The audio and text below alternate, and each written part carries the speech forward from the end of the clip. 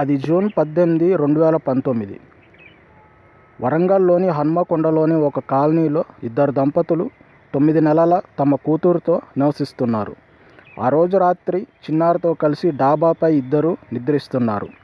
రాత్రి 1 గంట సమయంలో అదే కాలనీకి చెందిన ప్రవీణ్ అనే వ్యక్తి దంపతుల డాబా ఎక్కి వారితో నిద్రిస్తున్న 9 నెలల చిన్నారిని ఎత్తుకొని కిందికి తీసుకొచ్చాడు. పాపను పక్కనే ఉన్న నిర్మానుష్య ప్రాంతానికి తీసుకెళ్లి అత్యాచారం చేసి హత్య చేశాడు.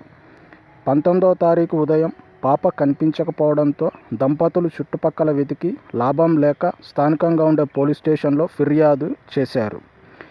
సాయంత్రం ఒక వ్యక్తి పాప మృతదేహాన్ని గుర్తించి పోలీసులకు ఫోన్ చేయడంతో పోలీసులు అక్కడికి చేరుకొని తీవ్ర గాయాలతో ఉన్న పాప మృతదేహాన్ని పోస్టుమార్టం కోసం హాస్పిటల్కి తరలించారు. దంపతులు పాప మృతదేహాన్ని గుర్తించి మా పాపే అని బోరున విలపించారు.